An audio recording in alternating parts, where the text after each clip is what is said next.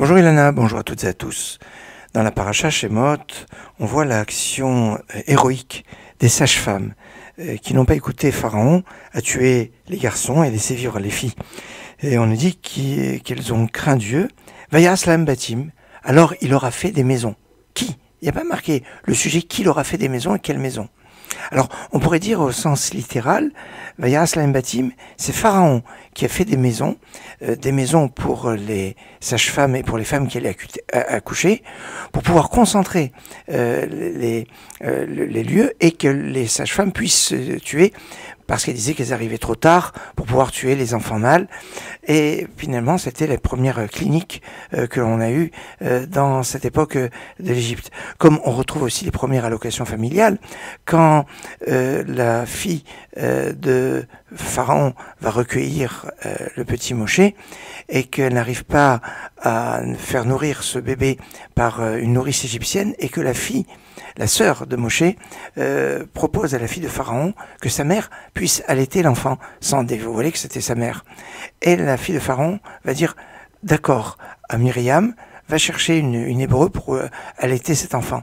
Elle va chercher la mère, et sans savoir que c'était la mère, la fille de Pharaon propose à la mère d'allaiter son fils et en contrepartie d'avoir un salaire. Alors voilà, des choses avant-garde.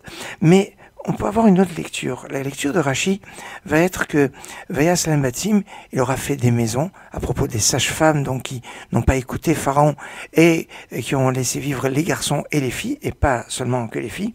On a dit qu'est-ce qu'elles ont eu comme mérite? Des maisons, c'est les maisons de la prêtrise, la Keuna, de la Lévia et de Lévite et de la Malchoute de la royauté.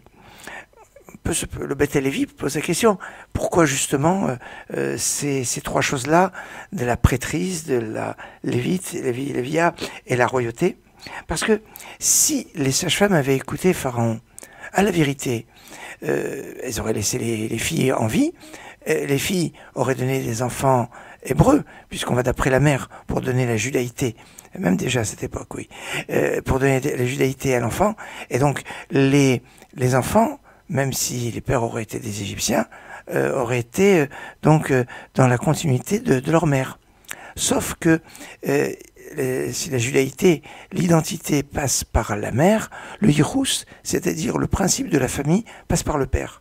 C'est par le père que on va être Cohen, on va être prêtre, on va être Lévi, on va être roi. Ne passe pas par la mère. Une fille de Cohen qui se marie avec un Israël, son enfant n'a juste que le privilège de ne pas être racheté pour le Pidyon Aben, c'est tout. Mais l'enfant n'a pas du tout le statut de Cohen, ni à quart, ni à moitié.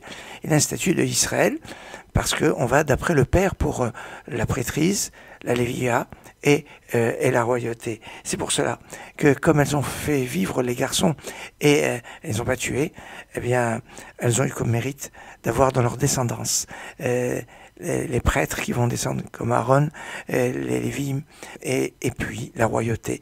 Excellente journée. יחד יחד יחד כולו קדושו לכו ישלשו יחד יחד יחד כולו קדושו לכו ישלשו כתוב אורי אמור על יד אביכו בקורות זה ויאמר קדוש יחד יחד יחד כולו קדושו לכו ישלשו יחד יחד יחד כולו קדושו לכו ישלשו כתוב אורי אמור על יד אביכו בקורות זה ויאמר קדוש יעקב הוא מלך מלכי המלכים מלכו שונא נצח